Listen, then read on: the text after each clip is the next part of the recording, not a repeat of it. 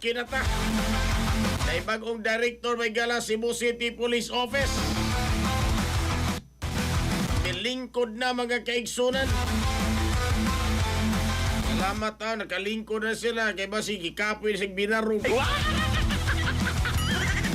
Kapoy ba na katrupag jubil si kagbarog ba? At least karon mga kaigsunan nilingkod na.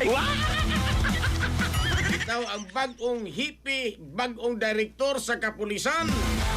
Diri sa Dakbayan sa Sugbo mga kaigsunan. Detalye sa balita sa Ironato kini pinagi sa pagpamati ni Katrubag Eric Panuno Tamaro. Live report. Katapag Cherry, mga kigalan mapasigar buho, no? Ginawa sa Cebu City Police Office, CCPO, si Police Colonel Ricky Cabading Sumalde, isi pagmaunay bagong natulog na officer in charge ng OIC sa Cebu City Police Office, CCPO, ulit ni Police Colonel George Kilanen, sa sa CCPO, gabisina na karon sa R6 sa Police City ng Office Center sa PRO7.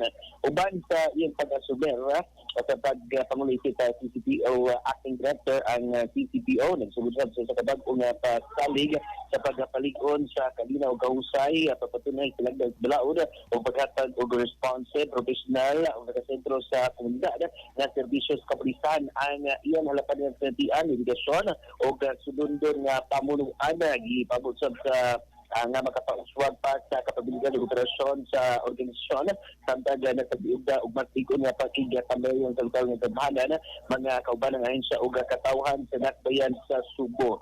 Samtang sisito nagkadensab sa paggagukod sa mas kini mga dautan nga elemento aron sa pagpatunay sa kapsay o luwas nga seguridad pinagi sa gihusgan nga anti-criminal cooperation, public safety initiative o community engagement programs o diin nagpabiling sa nalig-on ang misyon sa pagsiguro sa kaluwas o malinaw nga palibot alang sa matag Subuanon.